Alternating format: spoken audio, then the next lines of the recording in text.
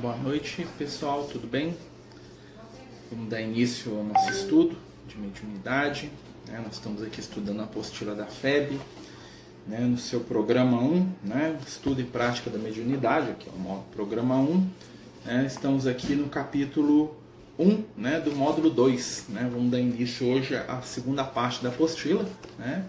A gente vai falar sobre a eclosão da mediunidade, que é o momento que a mediunidade aparece nas pessoas, a eclosão de surgir, de aparecer, E vamos começar com a nossa prece para a gente dar aí início aos trabalhos da noite. Vamos fechar os nossos olhos, pedir a Jesus que neste momento possa nos abençoar para que possamos aproveitar este tempo de estudo em torno da mediunidade, envolvidos nas melhores vibrações de paz, de luz e de carinho. Senhor Jesus, nos ajude a seguir em frente, nos dê aquilo de que precisamos para amar, para caminhar, para viver. Auxilia-nos sempre e esteja conosco, Divino Mestre, hoje e em todos os momentos da vida. Que assim seja, graças a Deus. Então, boa noite, mais uma vez, pessoal. A gente está falando aqui, sobre mediunidade, Então, nós vamos falar sobre a eclosão, da mediunidade, Nós vamos falar sobre o início, das percepções mediúnicas, quando fala aqui do conceito de eclosão, no capítulo. Já temos aqui algumas perguntas aqui, A nossa amiga Betinha já fez uma questão aqui, ó.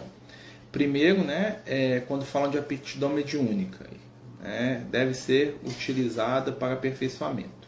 No caso do João de Deus, ele sucumbiu, apesar de ter a mediunidade, não tinha a moralidade necessária. Quando a gente fala de mediunidade, a gente vai lembrar que a mediunidade ela é uma ferramenta, Então é como se fosse um sentido. Então, algumas pessoas têm a visão, mas o simples fato de eu enxergar não quer dizer que eu vou utilizar a minha visão para ver coisas boas. Eu vou usar a minha visão para perceber, para ressaltar o negativo no outro, para ficar só de olho naquilo que não presta, de olho naquilo que é negativo, de olho naquilo que é ruim.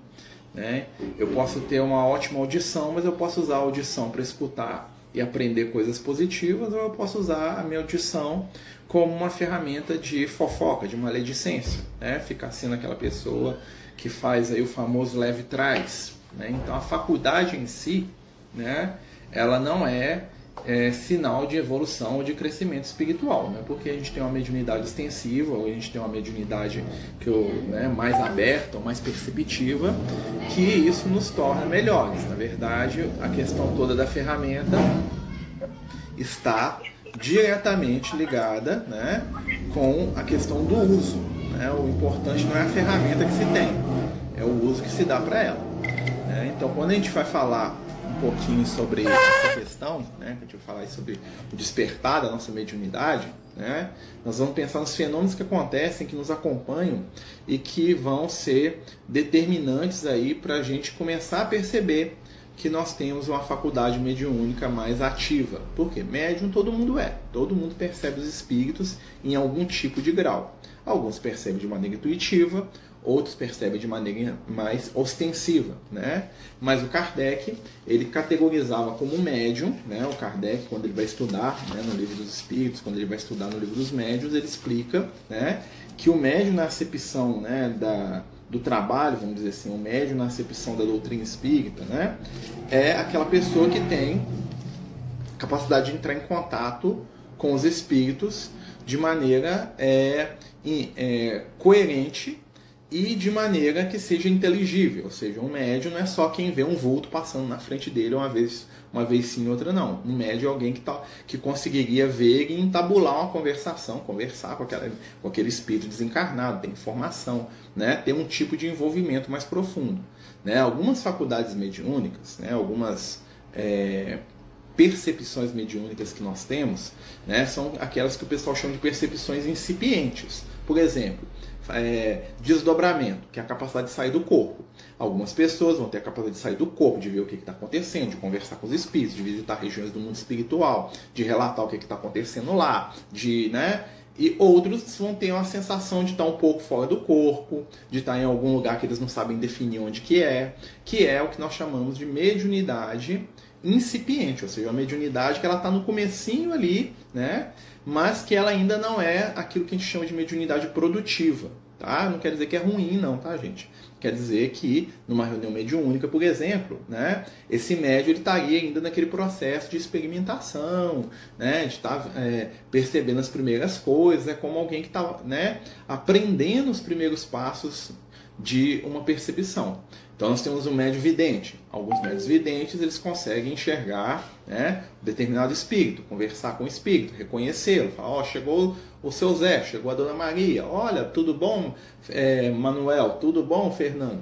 Outros vão ter uma visão nebulosa, uma sombra, uma luz, né? Vão perceber clarões, vão perceber algum vulto passando, mas eles não vão saber explicar ou entender bem o processo que está acontecendo.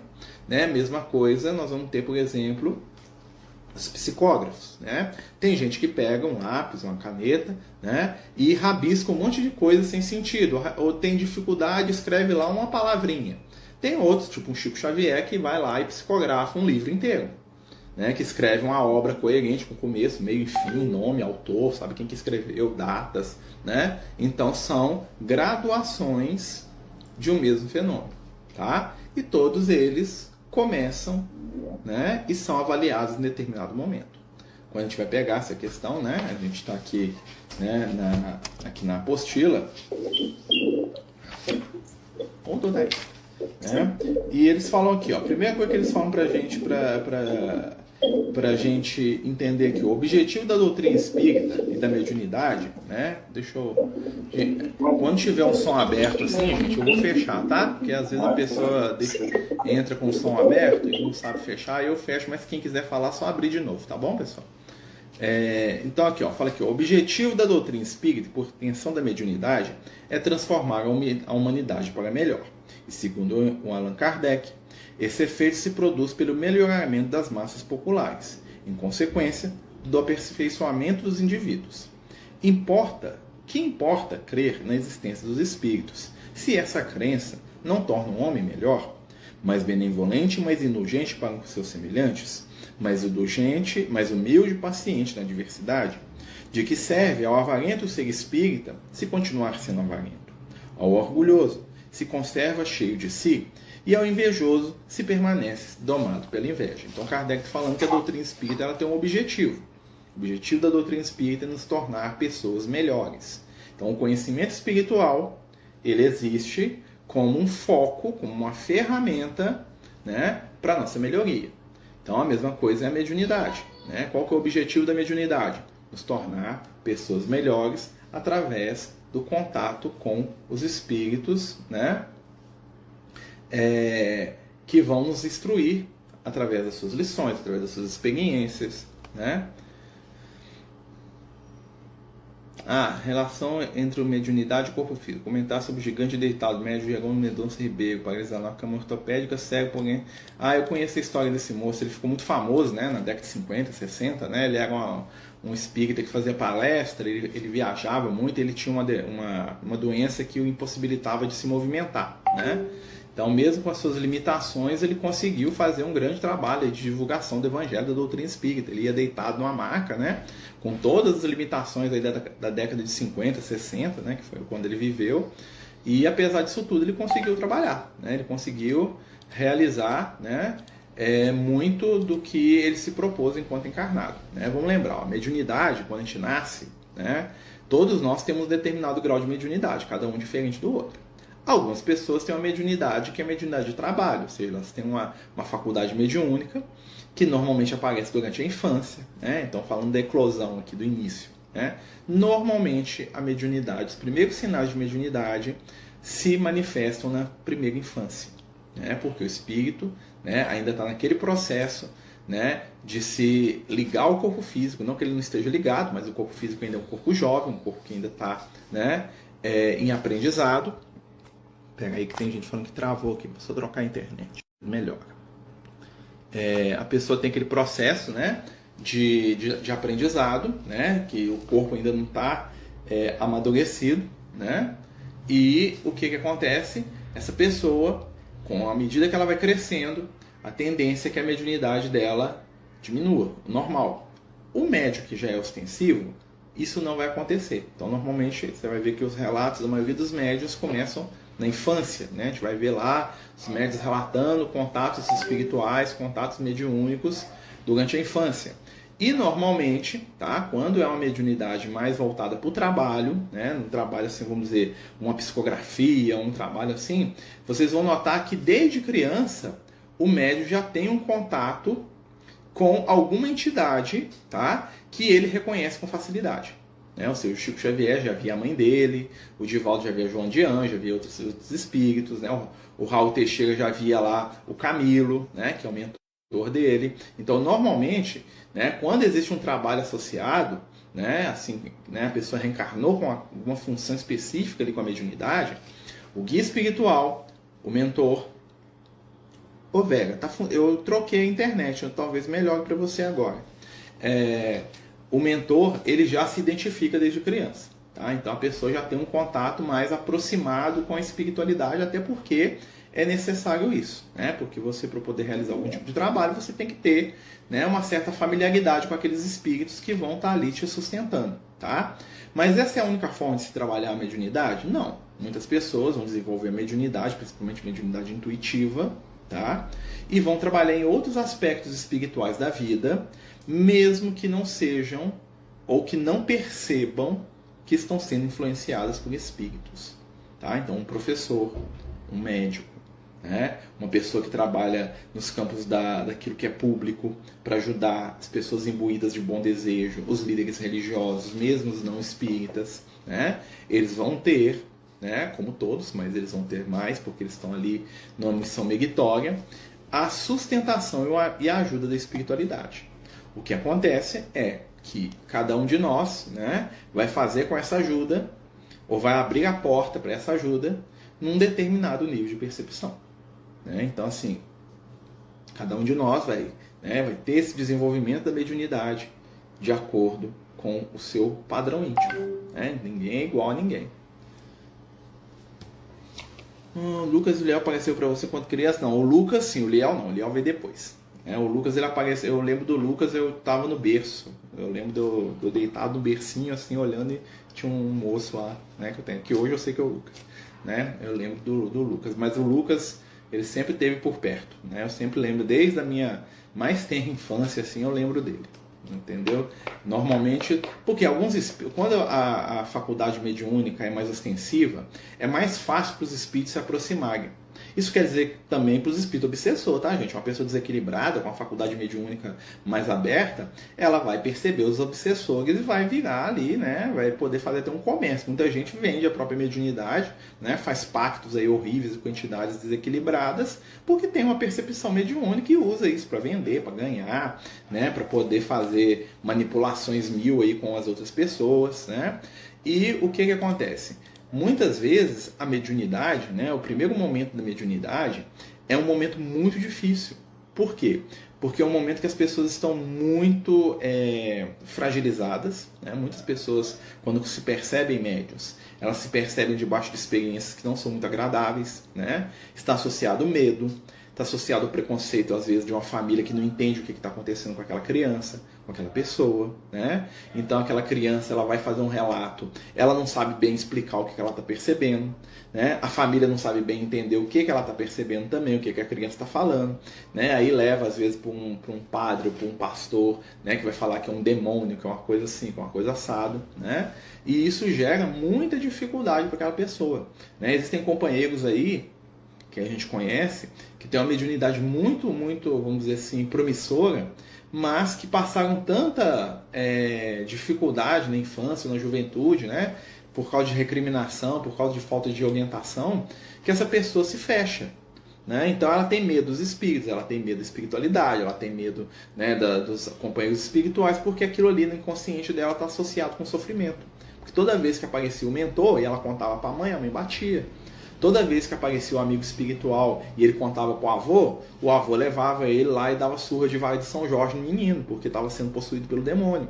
Então isso gerava na consciência da pessoa, né, um problema, né? Então muitos médiums eles vão passar por essa eclosão. O próprio Chico, né? Quando ele começou lá com os fenômenos mediúnicos, apesar que o Chico, né, ele tinha já uma bagagem espiritual, né?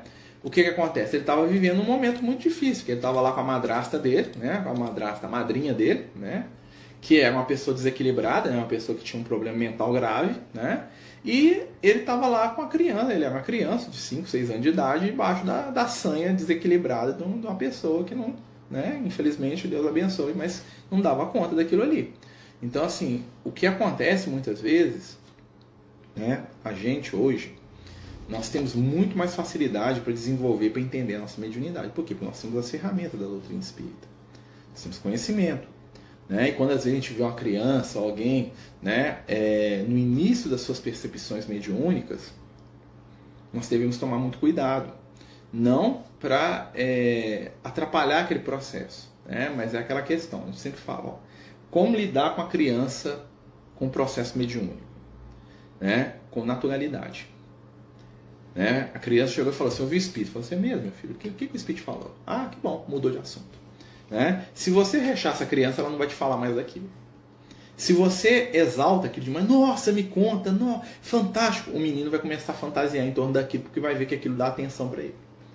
Então a melhor coisa para você lidar com a mediunidade de uma criança é tratar aquilo como uma coisa natural e corriqueira. Você escuta, você pontua, mudou de assunto. Né? Ou seja, você deu a atenção necessária, você deu o respeito necessário que a criança precisa, ou que a pessoa precisa, mas você não transformou aquilo num objeto de fascinação. Muitos companheiros adultos, né, muitas vezes envoltos nos primeiros momentos da sua mediunidade, né, às vezes vem conversar com a gente percebe que o companheiro está totalmente fascinado por aquilo. Né? A pessoa está maravilhada. Né? E um dos sinais, né, quando a pessoa está maravilhada, é o famoso busca por revelação espiritual. Né? As pessoas elas querem que os espíritos revelem para elas grandes coisas, né? Muitas vezes, né? E isso não vejam como negativo, não, isso é do ser humano mesmo, né? Porque às vezes a gente não sabe, né? Muitas pessoas me pedem, por exemplo, no dia da reunião mediúnica, alguma coisa assim, né? Para me perguntar para os espíritos quem que ele foi na vida passada, se ele foi mesmo aquela pessoa famosa, se ele não foi, né? E aí eu até brinco, né, com esses companheiros, é uma coisa que uma vez o Lucas falou comigo, que isso é mais ou menos como se você falasse assim, ó, vou ali no pronto-socorro, né, lá no politraumatizado, onde eles estão recebendo os doentes graves, vou pegar os médicos tudo, sentar com eles e bater papo sobre futebol com eles. Né? Falar, não, paga todo mundo aí, que nós hoje, esse dia aqui, nós vamos ficar batendo papo. Né? Ficando perguntar curiosidade para vocês. Né? Os médicos não vão me atender. Então, uma reunião mediúnica, né, principalmente uma reunião de desobsessão, uma reunião de auxílio espiritual, não é o ambiente apropriado para você perguntar para o espírito quem que você foi na última encarnação. Até porque os espíritos, né, eles dão muito pouca importância para isso. Né, porque normalmente isso é sinal de que nós ainda somos espíritos infantis, que estamos mais preocupados com identidade que vai e vem do que com a nossa melhor enquanto ser humano. O que é uma pergunta que agrada um espírito de luz? Pergunta que agrada um espírito de luz. Como que eu me torno uma pessoa melhor? Como é que eu aprendo a fazer caridade? Como que é uma pergunta que desagrada um espírito de luz? Né? Como se eles fossem desagradar, né? Mas eles não, simplesmente eles vão, né, declinar dela, ou seja, eles não vão dar atenção. Quem que eu fui? Quem vai casar comigo? O que eu vou namorar? Como é que eu faço para ganhar dinheiro? O espírito vai falar assim, você não é uma pessoa cega. Você está aí envolto ainda com questões menores. Né? Essas informações vêm com o tempo. Né? Então, Betinha, pode falar. Pode falar, bem. Oi, boa noite. Só para dar um exemplo, como você citou o Raul Teixeira, e o Raul, ele disse, numa palestra dele que eu assisti, ele dizendo que várias pessoas chegavam para ele e pediam, manda uma psicografia do meu filho, da minha mãe, do meu pai, etc. Até que um dia ele falou assim, gente, eu sou médium há mais de 60 anos. Eu levei 61 anos para receber uma mensagem da minha mãe. Ele, Raul Teixeira. Ele falou assim, eu levei 61 anos. Então não é você chegar aqui e querer. Todo mundo gostaria de saber como é que está sua mãe, seu pai, seu filho. Mas o Chico sempre falou de lá para cá, e não daqui para lá, né? Isso é uma coisa importante também na educação mediúnica. Sim, é a questão da. Essa questão. Bom, eu fechei o som aqui. Em vez de abrir, eu fechei. Sim, isso é muito interessante porque é proibido a gente buscar informação daquelas pessoas que a gente ama? Não, não é. Mas normalmente, ter esse tipo de informação é um pouco complicado. Por quê? Primeiro, né, a maioria de nós encarnados, né, a maioria de nós estamos falando da gente aqui, somos espíritos muito desligados das questões espirituais. E quando a gente desencarna, né, a maioria esmagadora de nós, né, passa por um processo espiritual que os espíritos chamam de perturbação espiritual. Apesar do nome ser meio pesado, né, quer dizer o seguinte: nós ficamos no plano espiritual sem saber muito bem onde que a gente está, o que está acontecendo. A gente está num estado de perturbação, é como se a gente estivesse meio fora de si. E é como se a gente estivesse num estado de sonho pra gente. E a gente se comunicar, passar uma mensagem, né, a gente tem que ter uma certa clareza de raciocínio, de pensamento, que poucos espíritos recém-desencarnados conseguem ter. Então, muitas vezes, né, é mais fácil para a espiritualidade trazer informações de um espírito do que aquele espírito mesmo vir se comunicar. Ah, mas tem os casos do Chico, tá? O caso do Chico, como é que funcionava? O Chico, quando ele ia receber uma mensagem de algum espírito, né, chegava lá na reunião da Casa da Prece, dá um exemplo, né, o espírito ia se comunicar. Aquela mensagem que o Chico estava recebendo, ela tinha um objetivo, que não era apenas o filho comunicar com a mãe. Tinha um objetivo maior por trás daquilo. Primeiro, falar da questão da imortalidade. Normalmente essa mensagem ia para algum livro, para alguma obra, tá? E tinha que ter um conteúdo evangélico forte e positivo na mensagem. Ou seja, se, imagina, o Marcelo desencarna. E aí o Marcelo é uma pessoa extremamente depressiva, extremamente cética e extremamente irônica. Vou imaginar, né? Aí a minha mãe, né, Dona Conceição, né, que eu amo demais da conta, ela vai lá no Chico Xavier e pede uma mensagem do Marcelo. O Marcelo está acompanhando a Dona Conceição, né, porque eu amo muito a minha mãe, né, e eu estou indo junto. E aí eu chego lá e a minha mãe pedindo, e o Chico se comove, né, e o Emmanuel fala assim, não, vamos ver se a gente consegue comunicar. Aí o Marcelo chega lá num plano espiritual para conversar com o Emmanuel, né. E aí o Marcelo fala assim, olha, eu quero passar uma mensagem para minha mãe. O Emmanuel, tudo bem, tá? Aí o Emmanuel, a primeira coisa que o Emmanuel vai falar assim, mas não pode ser depressiva, não, você não pode usar termos irônicos, você tem que falar de Jesus na mensagem. Aí o Marcelo vai ter que elaborar uma mensagem, né? Por quê? Porque a mensagem do Marcelo tem que ser útil, tem que ser positiva e tem que ser cristã. Tá? Para ele poder passar pelo Chico, é assim, a regra do Emmanuel, né? Então, vai o meu irmão com a minha mãe, lá imagina, vai o meu irmão, né? E aí o meu irmão vê uma mensagem escrita assim, meus irmãos, né, estou com muita saudade, eu amo todos vocês, com a graça de Jesus, estou aprendendo a melhorar, isso às vezes até o guia espiritual que me ajudou a escrever, né? Aí meu irmão pega aquela mensagem e fala, para com isso, Marcelo nunca acreditou em Jesus. Marcelo sempre foi um cara irônico, sarcástico, né? Ele fazia piada com tudo que era religião, agora ele está mandando mensagem falando que ele acredita em Jesus, isso aqui não é dele, não. Entendeu? Então, muitas vezes, né, muitas pessoas entregavam as mensagens, recebiam mensagens do Chico e não acreditavam porque a personalidade que se expressava ali parecia muito diferente, tá, daquela personalidade que a pessoa queria encontrar. Ela queria encontrar o Marcelo irônico, né? O Marcelo que era irreverente, que não acreditava em nada, né? Mas, na verdade, né, para o Marcelo comunicar através do Chico, o Marcelo tinha que mudar. E essa mudança é difícil, né? O Marcelo talvez até consiga mudar e o outro não acreditar, mas alguns não conseguem, né? E muitos espíritos também, às vezes, não estão em condições de se comunicar. Por quê? Porque o espírito está sofrendo, ou o espírito está em estado de desespero. Quer dizer que todo mundo que não comunica está assim? Não. Às vezes o espírito não sabe. Às vezes o espírito tem medo. Às vezes o espírito tem um grande preconceito com questão mediúnica, né? Eu sou doido para receber uma carta da minha mãe, mas minha mãe era evangélica. Na hora que ela aproxima do médium, a alma dela revira, porque ela tem medo daquilo, aquilo ela é contra tudo que ela acreditou na vida dela. Vocês estão entendendo que tem uma série de fatores? Né? É proibido a gente receber informação espiritual? Não. Tanto é que vira e mexe os amigos espirituais enviam. Né? Eles vão jogando aos poucos. Mas, por exemplo, normalmente, quando a gente tem alguma questão que não é boa para nós naquele momento, os espíritos normalmente silenciam. Ou falam para a gente, aquelas mensagens assim, ó, confia, faz prece. O que a espiritualidade está querendo dizer com aquilo ali? Olha, vamos esperar. Tá? Nós estamos cuidando dele, mas você não está pronto para saber os detalhes dessa situação, não. Mas ele está sendo cuidado. Preocupa não. Né? Por quê? Porque a gente ainda não tem. Não é porque os espíritos não querem passar informação. É porque muitas vezes nos falta, tá? Nos falta o equilíbrio adequado para entender o processo. Né? Eu vou contar para vocês uma situação minha. Olha só. Quando meu pai desencarnou, né? Desencarnou em 1999. Eu já era médium, já era espírita, já vi o Lucas, já vi o Liel, já vi um monte de espírito. E o meu pai desencarnou, ele sofreu um infarto. Eu estava voltando do velório do meu avô, 8 dias depois do meu pai desencarna. E o que acontece? Eu falei, né? O Lucas ajuda meu pai, né? Então, né, eu sabia que meu pai tinha algumas dificuldades, né? Que não vem ao caso aqui, que não estou aqui para expor meu pai, né? A par das suas qualidades, ele tinha algumas dificuldades, né? Que eu sabia que iam dar trabalho para ele no mundo espiritual, tá? E eu falei, não, eu pedi o Lucas para poder, né, ajudar o meu pai. Né? O Lucas se comprometeu, falou, não, eu vou ajudar o seu pai, eu conheço ele, né? Não preocupa não, que é o que a gente puder fazer, que você acha que a gente não vai cuidar do seu pai, né? A gente gosta de você, nós temos um laço, claro que nós vamos cuidar do seu pai, né? Né? Eu sabia disso, né? Entretanto, olha só, gente, olha que eu sou médium vidente, tá? Eu vejo um espírito quase todo dia, tá? E mais de uma vez por dia. Sabe quantas vezes eu vi o meu pai depois que ele desencarnou?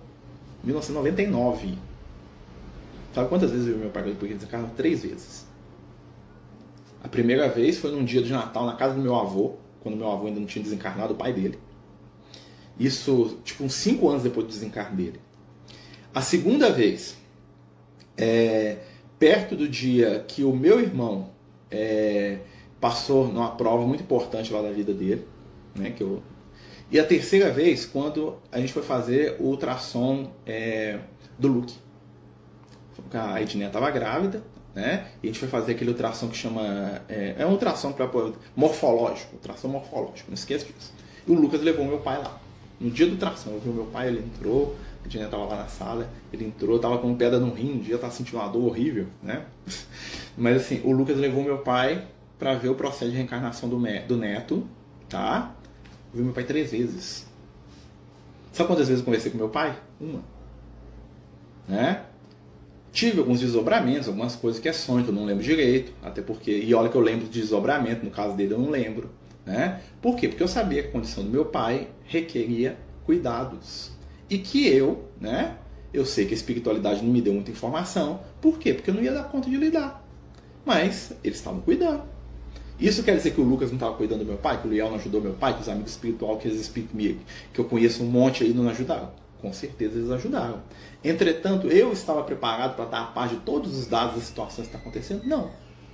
Por quê? Porque eu estou encarnado, porque eu tenho relação de filho, né? Porque eu tenho que viver a minha vida material. Então a gente, né, tem que tomar muito cuidado, né? Porque a espiritualidade ela é muito cuidadosa conosco. E alguns médiuns, né, a pretexto até de inexperiência, né, acham que tem que falar tudo que vem na cabeça deles. E aí o que acontece? A pessoa fantasia, a pessoa imagina, a pessoa cria um monte de coisa na cabeça dela e depois para tirar isso da cabeça dos outros é uma dificuldade sem fim. Né? Dar nomes aí fantásticos aí para espíritos ou para encarnações do passado, né? O médium pode ter uma revelação importante e não repassar justamente para não assustar ou chocar. Aí nós vamos pensar algumas coisas, Regiane. Primeiro, se ele tem uma revelação importante, por que ele vai ter essa revelação para não passar para frente? Só para ele guardar um segredo? Né? Tudo que os espíritos fazem tem objetivo. Por que o espírito, por que Jesus ia descer aqui e me dar uma revelação, tipo assim, vai começar a Terceira Guerra Mundial, só para mim saber? O que isso vai impactar? Para que isso? Por que isso está acontecendo? Qual que é a chance de eu ter fantasiado isso aí? Né? Então, informações importantes, elas vêm para circunstâncias importantes. Ou seja, né, se a espiritualidade nos traz um conhecimento, esse conhecimento vai ser útil, ou para nós, ou para ajudar alguém. Nunca um espírito de luz, ou um espírito equilibrado, ele vai me trazer uma informação por nível de curiosidade. Né? E isso às vezes é uma briga né, que eu falo para você, que eu sou curioso. Quantas vezes eu pergunto as coisas para os amigos espirituais que eles falam comigo, o Lucas já falou comigo, isso aqui não é para você saber. Ah, mas eu quero saber. Eu falo assim, não, quando você estiver no plano espiritual você sabe, aqui você está encarnado, você não tem condição de entender isso, e você não vai saber. Pronto, acabou. Eu fico danado da vida. Né? Mas eles sabem o que fazem. Eu fui danado na hora, né? Mas depois a gente entende. Né? Mas a gente é curioso, a gente quer saber. Né? A gente quer saber por que às vezes algumas situações acontecem conosco, né? Aí os espíritos vão, o que eles fazem? Falam assim, olha, analisa, pensa. Se te falta isso, por que será, hein? Né? O que a doutrina te ensina? O que você leu no Evangelho que a gente tanto estuda? Né? A resposta está ali, meu filho. Né? É porque eles querem esconder as coisas da gente? Não. É porque eles querem nos dar maturidade. Nós temos informação para a qual nós estamos preparados. Né? Então, o nosso nível de informação espiritual está diretamente ligado ao nosso nível de maturidade espiritual. A humanidade ainda é extremamente infantil. Então, o nível de informação espiritual que chega do plano físico é nível infantil. São coisas pequenas ainda. Porque nós ainda não estamos prontos para lidar com o alimento sólido do conhecimento espiritual. Por isso que muitas vezes no início da nossa mediunidade, né, no início do processo de desenvolvimento espiritual, algumas pessoas meio que encroam mediunicamente. O que é a pessoa que encroa mediunicamente? É aquela pessoa que a percepção mediúnica dela, que a mediunidade dela parece que não sai do lugar. Por quê? Porque no fundo ela está buscando pouco também. Né? Ah, é culpa dela? Não quer dizer que é culpa. Quer dizer que o momento espiritual daquela pessoa é diferente. Né? Olha o Diogo aqui, deixa eu ver o que ele escreveu. Pega aí, Diogo. Marcelo, outro motivo que os amigos não falam muita coisa também para desenvolver nossa autonomia, para aprendermos a escolher e caminhar por nós mesmos. Sim, também. Né? Nós somos desenvolver maduro. Gente, quanto mais o espírito é maduro, mais ele sabe do passado dele. Quanto mais o espírito é infantil, menos ele sabe, mais ele fantasia. Isso é uma regra. Tá?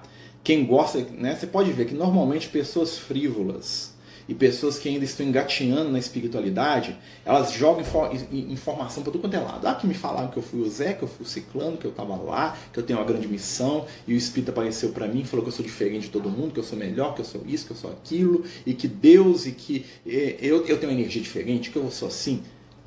Isso é característica de espírito infantil. Isso é criança. Né?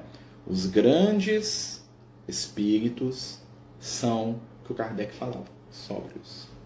Você não viu o Xavier falando que ele tinha uma grande missão. Você não viu o Mahatma Gandhi falando, não, que eu nasci aqui para ser o luminar do amor na Terra. Você não viu a Madre Teresa de Calcutá chegando, não, Jesus me mandou aqui, gente, para resolver o problema aqui da Índia. Você não via esses espíritos falando isso. Porque a evolução espiritual caminha com a serenidade. Né? Normalmente, né, o espírito infantil, o espírito iniciante nas questões espirituais, ele se entrega a extrema euforia de início, que depois também se transforma em rápido abandono. Essa é uma frase que o Liel me falou uma vez. Né? Muitos espíritos chegam no conhecimento espiritual tomados de uma euforia enlouquecida. Né? Mas quando eles percebem que o negócio não é bem aquilo que eles queriam, aquela euforia se converte, né, numa descrença completa. Por quê? Porque na verdade ele está ali movido por uma euforia, por uma energia, ele quer que o negócio aconteça, quer ficar famoso, né, que todo mundo acha que ele é especial, e quando ele vê que isso não vai acontecer, ele sai. Né? Gente, o trabalho mediúnico é um trabalho para poucos. Né? O trabalho mediúnico não enche casa espírita. Tá? Aqui, nós estamos aqui falando de mediunidade. Né? Eu já contei para vocês algumas histórias sobre isso. Né? E ela me falou uma vez, né, quando a gente foi falar, né, que eu deveria, eu estava querendo escrever livro, né, eu já contei essa história, eu conto isso sempre, porque isso é importante, né, não para mim, né, claro que é para mim, mas para dividir com vocês. O Liel falou comigo, né, que se eu quisesse escrever um livro, que eu trabalhasse para Jesus 20 anos antes. Depois a gente conversava sobre isso. Isso em 1999, quando meu pai desencarnou. Né? Meu primeiro livro, junto com o Lucas, saiu agora, esse ano. 20 anos, né? Mais, né? 21, tô atrasado, né? Tô atrasado para 2 anos, né? O que isso quer dizer? O processo é lento. E mesmo assim, né? Fiz um livro, beleza. O livro explodiu? Não, eu fiz o livro, consegui vender aí 200, 300 cópias aí com muito esforço e amizade de um monte de gente. Eu não fiquei famoso, não vou ter, né? Isso aí é pro futuro, gente. Não se iludam. Quem quer fama, quem quer aparecer, quem quer encher igreja, né? Quem quer ganhar dinheiro, quem quer ficar famoso, não é esse o caminho da espiritualidade. Não é. Isso é lento, é gradual, é se for. Né? Normalmente as coisas começam a aparecer porque você desencarna. Né? Se, né, os livros que a gente deixar aí forem úteis, depois aí, daqui 50 anos, depois que o Marcelo desencarnar, os netos Marcelo aí, ver, meu avô fazia esses negócios aí, já vai estar ótimo. Não temos que ter ilusões, não. Né? A gente tem que fazer a nossa parte agora. Você quer ser um bom médico? Você quer trabalhar para Jesus? Primeiro, renúncia, compreensão, esforço, disciplina. Disciplina não é rigidez, ou seja, muita gente é rígida, muita gente é exigente com os outros a pretexto de disciplina. Não, disciplina é conosco mesmo, é comprometimento da nossa intimidade com o nosso crescimento espiritual, é comprometimento com a causa, é trabalhar 20 anos para Jesus sem que ninguém perceba, às vezes nem você mesmo. Aí na hora que você vê, acontece. É isso. Mas hoje nós queremos conquistas imediatas. Nós queremos evoluir em 5 minutos. Né? Nós queremos fazer a simpatia da água doce e virar speed de luz. Né? Porque é isso que as pessoas querem. As pessoas querem tudo muito rápido, sem esforço e sem construção. E crescimento espiritual demanda tempo. Desenvolver mediunidade é desenvolver a nossa capacidade de ser intermediário do outro. E para eu ser intermediário do outro, eu preciso aprender a escutar, a observar, a me importar com o outro, a fazer caso do outro. Né? Então são processos com os quais nós estamos aprendendo. Acho que sou muito leve, não tenho curiosidade de saber quem fui, sobretudo futuro. Fico focado no que eu posso fazer agora para melhorar assim ajudar o próximo. Está indo no bom caminho. Né? Eu falo para você, eu sou curioso. Eu sei um monte de coisa que quer saber cada vez mais. Né? Mas é útil. Então eu vou saber só o que eu dou conta. Né? Querer saber, gente, querer saber, aprender é o que faz o mundo girar. Tá? A questão é quando isso se torna a única razão da sua vida. Né? No dia que eu parar de fazer o trabalho social na casa espírita, ficar preocupado com vida passada, tem um trem muito errado nisso aí. Tá? Tem um trem muito errado nisso aí. No dia que eu parar, né, o trabalho do evangelho para poder, né, ficar lá imaginando quem foi quem, tem algo muito errado nisso aí. Mas querer saber, querer aprender, é uma coisa natural. A questão é que, igual nós estamos falando, a gente quer aprender, nós precisamos ganhar maturidade. Como é que nós vamos ganhar maturidade se a gente não se coloca à disposição do trabalho do bem? Né? E o que é estar à disposição do trabalho do bem? Voltando aqui na questão aqui que nós estamos estudando hoje, né? Que é a eclosão da mediunidade. Olha só. Né? O Kardec ele fala pra gente que tem uma relação entre a faculdade mediúnica e o corpo físico. Ou seja, né? O nosso corpo, né? O gato vai cair aqui. Né? O gato é fascinado com os mosquitos aqui. O nosso corpo, né? Quando ele tem uma determinada mediunidade, ele tem uma propensão física para essa mediunidade. Ou seja, né? Existem aspectos físicos, biológicos no nosso organismo, né? Ainda não mapeados muito bem pela ciência, né? Que nos predispõem à mediunidade. Né? O Kardec fala isso. Beleza. Mas, a par disso, né? Ou seja, a gente tem é como um cirurgião que tem, né? Que vai reencarnar, uma pessoa que vai reencarnar para ser cirurgião. Aí ela vai reencarnar com um sistema nervoso mais aprimorado.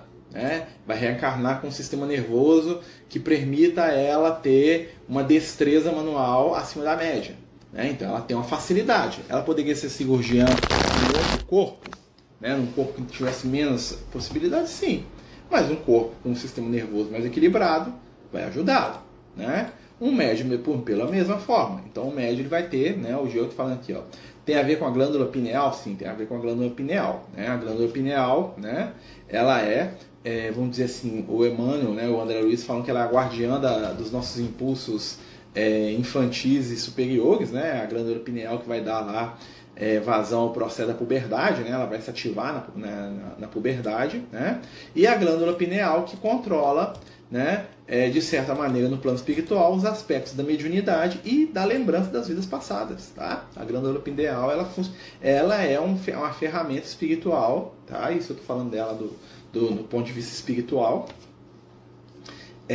que vai reter a nossa informação das vidas passadas. É ela que não deixa a gente saber demais do passado, tá? É a glândula pineal, tá? Que não deixa a gente saber coisa demais do nosso passado, tá? Nós temos ela lá, nós temos, né, toda essa, vamos dizer assim, essa ferramenta, né? E ela nos ajuda a não desenvolver ou não abrir demais a nossa mentalidade. Tem a ver sim, tá? A glândula pineal, segundo os amigos espirituais, ainda vai ser muito estudada no futuro aí por nós, tá? Ainda vai ser muito estudada, né, pelo pessoal da neurologia, da ciência aí, né, que são os nossos amigos aí da medicina, né, os cientistas, né? E nós vamos ter muita revelação sobre essa glândula ainda, né? Quando a gente começar a entender um pouquinho de fisiologia espiritual, como diz o Lucas, né?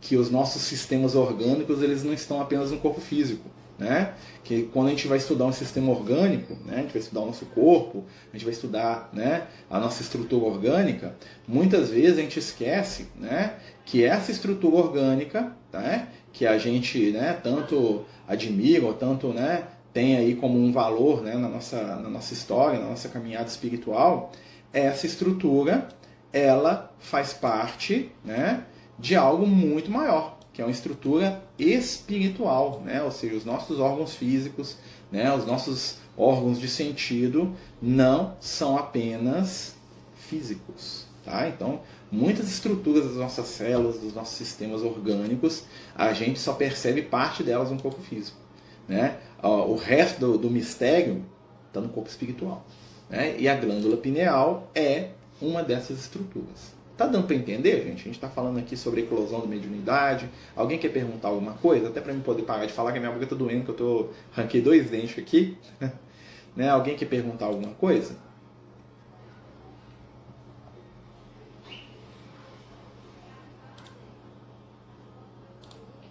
Nadinha, silêncio profundo, menino dormiu? Tinha uma música assim quando era criança. Silêncio profundo, menino dormiu. Tá dando para entender o conteúdo, gente? Alguém quer perguntar alguma coisa? Fale agora ou cale para sempre, como diria.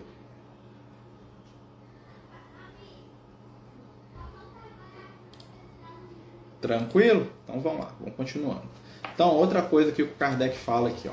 Vamos lá.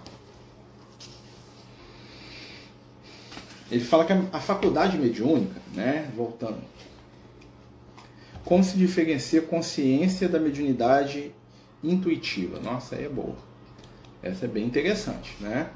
A mediunidade intuitiva, né, a consciência é a voz de Deus falando com a gente. Vamos categorizar dessa forma. Ou seja, quando Deus fala com a gente, é através da consciência, tá? O que é a mediunidade intuitiva? São aquelas respostas mentais que às vezes vêm na nossa mente sem que a gente se dê conta daquilo.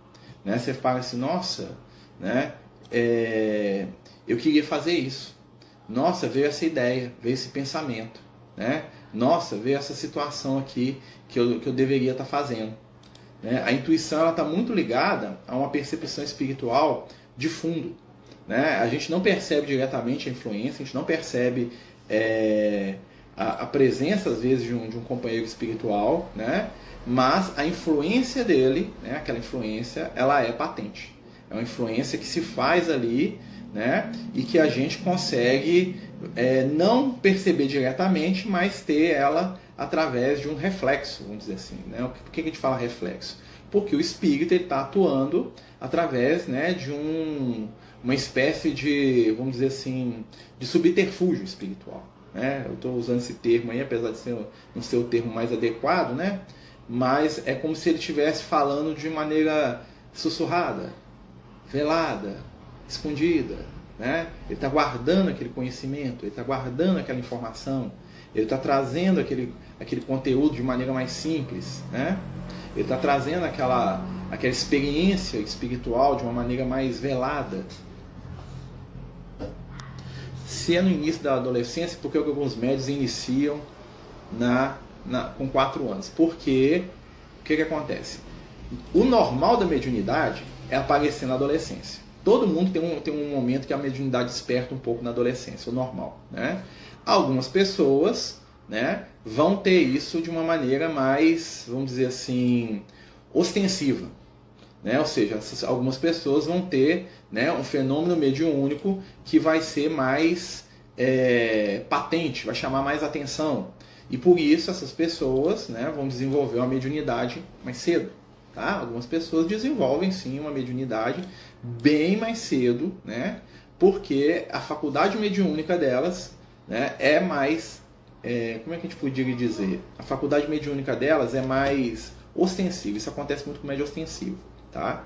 Por quê? Porque alguns médios já reencarnam com o propósito de trabalhar na mediunidade. Então eles já vêm com a mediunidade que é mais aflorada um pouco do que o normal. Todo mundo, né, pode desenvolver mediunidade. Então, por exemplo, a pessoa que não tem uma mediunidade tão ostensiva, ela pode desenvolver? Pode. Né? Mas algumas pessoas já vêm com aquilo num grau tão elevado, né, que é assim, ó, imagina o seguinte, na infância a mediunidade ativa. Beleza. Né? Na adolescência a mediunidade tende a atingir de novo. Beleza.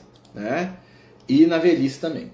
Beleza. 3 momentos. Né? Que é quando você está encarnando, né? Você está frágil, laço, você percebe mais ou menos espiritual. Quando você está na adolescência, porque tem um processo, né, de integração de personalidade ali, né, da adolescência. E quando você está muito idoso, que você está se separando do corpo físico, né? O seu corpo físico já não contém mais ali, vamos dizer assim, ele não segura tanto a sua percepção espiritual. Um médium mais ostensivo, ele vai ter isso em alto grau, ele vai ter muito durante a infância, né? Ele vai ter muito durante a vida, né? Na adolescência o negócio vai aumentar mais ainda, e chega num determinado ponto da vida que ele entra até em estado de confusão entre o encarnado e o desencarnado, que é o que acontecia com o Chico. Né? Eu contei isso para vocês aqui, né? O Chico tem vários relatos dele, né? Tem um relato muito pitoresco do Chico, que ele fala, né, de uma senhora que vai visitá-lo lá na casa, lá em Uberaba. Ele já estava com mais de 90 anos, aquela época que o Chico já ia para casa espírita carregado, né? Ele nem queria ir mais, o pessoal levava ele porque ele era igual uma imagem viva, né? Eles levavam o cara lá e não dava nem... Eles falavam para psicografar, ele não conseguia nem pegar na caneta, ele já está com 90 e tantos anos já não, né? Mas eles queriam que ele escrevesse qualquer coisa, né? Né? Que é meio até mórbido aquilo ali, né? E o que acontecia naquele momento ali? O Chico, né? Chega uma senhora para o Chico e fala para ele, né? Cumprimenta ele, o Chico vira para ela e fala assim: a senhora, me desculpa aí, mas a senhora está encarnada ou desencarnada? Né? O Chico estava tão... né, desconectado ali do corpo físico, que ele não sabia reconhecer se a companheira que estava conversando com ele era um espírito ou uma pessoa encarnada. Olha só. Né? Então, alguns casos de mediunidade mais ostensiva, acontece isso. Né? O fenômeno é tão gritante, o fenômeno é tão, vamos dizer assim, tão forte, né, que chega num ponto que a pessoa já perde um pouco de conexão entre o que é dela e o que não é. Ela perde um pouco de conexão com aquela realidade que ela está expressando ali, que ela está entendendo. Né?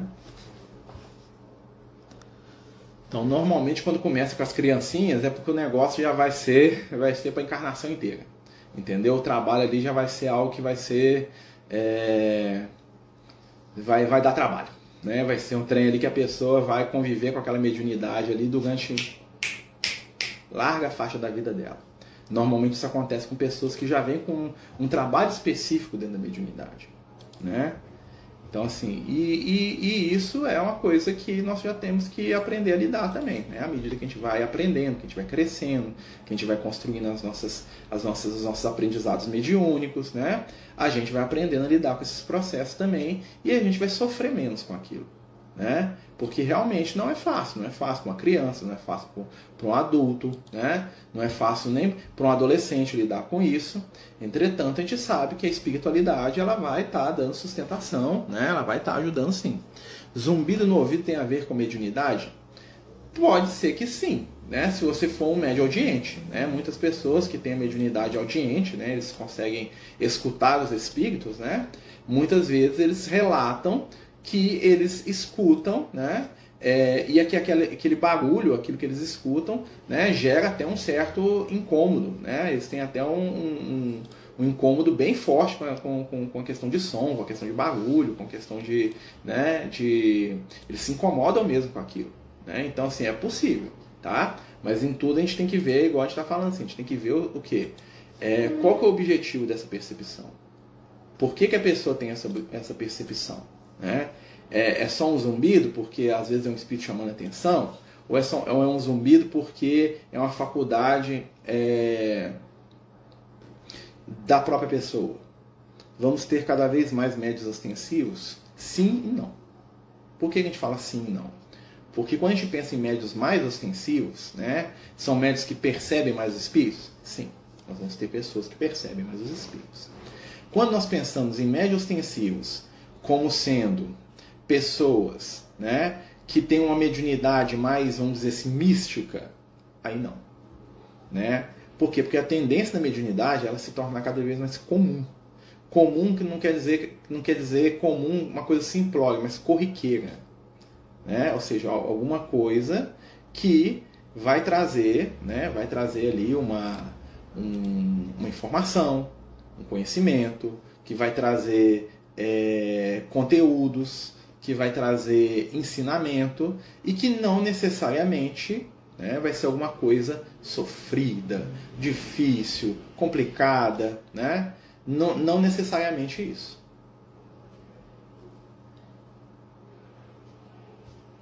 Mais alguma questão, gente? Quem quiser perguntar alguma coisa sobre a eclosão da mediunidade, vão aproveitar, né? Tô até pedindo para perguntar para me ajudar, gente, que eu tô sentindo dor na boca, né? Mas vamos lá. Aqui tem uma pergunta bem interessante, né? Qual que é o melhor lugar para você lidar com essa mediunidade? Né? Como o companheiro fala aqui, a casa espírita. Né? A casa espírita é o melhor ambiente para a gente estar trabalhando as nossas faculdades mediúnicas. Né? A casa espírita é perfeita? Não. A casa espírita resolve tudo? Também não. Mas a casa espírita ela vai ter uma estrutura, né, pelo menos basicamente falando, para nós lidarmos com as nossas questões mediúnicas espirituais. A casa espírita vai nos ajudar, né, a gente a lidar com as nossas percepções, com os nossos sentimentos espirituais, né, com as nossas questões, né, que precisam ser, vamos dizer assim, trabalhadas. Né? A casa espírita... Meu filho de 5 anos viu ontem, perto da porta, na hora de dormir. O que ele viu, amigo? Um espírito como Chico Xavier. Só teve comissão que ele tinha ou teremos mais alguns. Sempre tem mais alguns, né, gente? Sempre tem. O que acontece, né, é que espíritos como o Chico, eles vêm de tempo em tempo. Né? Até mesmo para trazer para a gente, né, o aprendizado, até mesmo para trazer para a gente aí os conceitos da espiritualidade. Né? Essas entidades, como o Chico, né, eles têm missões, vamos dizer assim, muito específicas durante as suas encarnações. Né? Missões que muitas vezes, né, a gente não entende. Né? Missões que muitas vezes, né, vão ser estranhas aos olhos das pessoas, porque a gente ainda tem dificuldade, né, com dedicação espiritual, com amor, nós ainda temos dificuldade, né, com o trabalho no bem, né? Nós temos dificuldade com renúncia, né? Porque o Chico Xavier ele veio com a proposta de renúncia. Isso pra gente ainda é um pouco estranho. Né? Ainda pra gente isso é algo que a gente não está muito, né, bem engendrado dessas situações. Né? E aí a gente às vezes tem dificuldade de lidar. Né? A gente vê lá, nossa, mas como é que o cara consegue, né, dedicar a vida dele toda, né? Porque realmente existe aquele conceito, né, de que ele está vivendo uma vida espiritual. A maior dificuldade às vezes foi num ambiente onde criamos empatia ao contrário. Vejo que pessoas não têm paciência em ajudar aquele que quer desenvolver. Eles querem logo o trabalho mediúnico. Marta, isso aí é um erro, né? Isso aí, quem faz isso está errado, né, meu amigo? Porque o desenvolvimento demora. Né? O que acontece às vezes, né, é que as pessoas elas não entendem o que está acontecendo. Né, Marta? Às vezes as pessoas elas querem que o outro já faça aquilo que o outro faz. E cada pessoa é diferente. E existem pessoas que não vão... Sim, tem uma coisa também que a gente tem que entender, né, dentro da mediunidade. Existem pessoas que muitas vezes a faculdade mediúnica delas não vai avançar tanto. Por uma série de motivos. Né? Às vezes aquela pessoa ela estaria melhor dirigindo a reunião. Às vezes aquela pessoa estaria melhor conversando com os espíritos. Né? A gente precisa de uma coisa que é muito difícil hoje, gente, um bom dialogador. Uma pessoa que converse com os espíritos, que acolha, que ajude os espíritos sofredores. Isso faz tanta falta, é tão difícil. Tem muito menos dialogador nas reuniões mediúnicas do que médio ostensivo. né? Porque o dialogador ele tem que fazer, ele tem que ser uma pessoa que estuda, ele tem que ter conhecimento, ele tem que ter amor, ele tem que ter compreensão, ele tem que ter paciência, né? Às vezes alguns médios intuitivos, eles estão ali não é para escrever psicografia, mas para ser aquela pessoa que vai acolher, vai consolar os espíritos, né? Por que para algumas pessoas é tão doloroso? Porque muitas vezes a mediunidade está associada com processos, né, das encarnações passadas. Às vezes a pessoa ela tem uma mediunidade e essa mediunidade ela é um reflexo de uma experiência negativa de outras vidas. Então aquilo para ela é sofrido, é dolorido. Às vezes a pessoa tem um processo de perseguição espiritual muito grande, né? Então tem espíritos trevosos que a perseguem, que a atacam, né? Como ajudar alguém que pedem ajuda porque sabem que estamos estudando mediunidade? Tenta fazer prece. Prece, minha amiga, você já falou, né? A melhor forma da gente ajudar alguém é fazendo prece. Essa é a melhor forma. Entendeu? A melhor forma é fazendo prece. Não adianta. Não tem muito o que fazer, né? A reunião mediúnica pode deixar o médium intuitivo trabalhar sem ter mediunidade de psicofonia? Se sim, se ele está trabalhando, a mediunidade de psicofonia, se ele está trabalhando é porque ele tem. Talvez ele não tenha do jeito que o outro médium tem, tá? Mas se ele se propôs lá, se ele se sentou, se ele está falando, se alguém está comunicando através dele, está acontecendo um fenômeno mediúnico. Então ele tem a mediunidade, né? O que acontece é que o médium intuitivo, o fenômeno é mais sutil. O médium ostensivo é um fenômeno mais, né, encorpado, vamos dizer assim. O intuitivo é mais sutil. Mas o resultado, basicamente, é o mesmo. Porque a gente não está no fenômeno de vamos dizer assim, de força. A gente está ali, né, numa estrutura de quê? De ajuda. Não importa se você conversa com a pessoa através de um computador aqui, igual esse aqui meu, aqui, com uma tela de 30 polegadas, ou você está conversando com ela através de um celular 3x4. Importa é o conteúdo da conversa, né? Então o médium intuitivo, né, que tenha amor no coração, ele vai produzir muito mais mediunicamente que o médium com 1 milhão de faculdades ostensivas, que é o que acontece na maioria das vezes, tá? A maioria dos médios mais trabalhadores, né, mais bem intencionados na obra do bem, são pessoas simples, com faculdades mediúnicas simples, né? Enquanto que aquele que lá que tem 1 milhão de mediunidade, que tem um monte de percepção, está tão perdido na própria vaidade, ou nos próprios receios, nas próprias brigas íntimas, que ele não consegue sair, que ele não consegue se mover em torno daquilo, né? Mas é isso, né, meus amigos? Semana que vem nós vamos dar continuidade, né, ao nosso tema. Nós vamos falar mais uma aula sobre o despertar da mediunidade, tá, meus amigos? Vai ficar salvo o estudo, né? E aí na próxima semana, se Deus quiser e permitir, nós vamos continuar, né, falando um pouquinho sobre a eclosão da mediunidade. A gente vai fazer a nossa prece, né? Peço desculpa aí, mais uma vez, gente, porque eu fiz um procedimento aqui para tirar 2 sisos. Então eu tô falando aqui, eu tô mordendo aqui os pontos aqui, tá até doendo minha boca aqui, mas tá dando para falar, né? Nada sobrenatural não, né? Mas aí às vezes incomoda pra gente, até pra gente raciocinar. Não sei se vocês perceberam que eu dei uns rateios aqui, né, de cabeça, né? Porque doeu aqui, eu fiquei tentando segurar para falar menos. Mas tudo bem, tá? Amanhã, lembrando, né, gente? Encontros presenciais, a partir, tô querendo ver se a gente volta no mês que vem, né? Vamos ver aí se a gente consegue, né? Pelo menos a reunião de quinta deve voltar em março, tá? Lá no Francisco de Assis, né? Deve voltar sim, né? Mas a gente vai ver ainda. Esse sábado agora é o nosso dia de distribuição de cesta, tá, gente?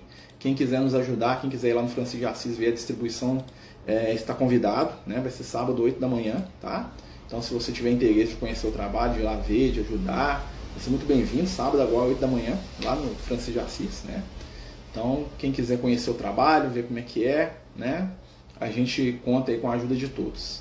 Nós vamos fechar aqui o estudo, agradecendo a Jesus, que nos envolve aí com seu amor, com sua luz, pedindo, né, que os amigos espirituais possam nos auxiliar e nos dar, né, o entendimento de que precisamos, a paz e, acima de tudo, a esperança. Né, que Jesus nos abençoe, nos ilumine e nos dê, né, muita, muita, muita paz, muito amor. Tá bom? Tenham todos uma boa noite. Mais uma vez aí, muito obrigado aos companheiros aí do nosso estudo. Vai ficar salvo aqui no Instagram. Os Amigos do Caminho apresentam sua primeira obra literária, Versos do Caminho, uma compilação das mensagens do nosso amigo espiritual Lucas, à venda pelo WhatsApp 31 98827 3218. Toda a renda será destinada para o projeto Neurodiversos.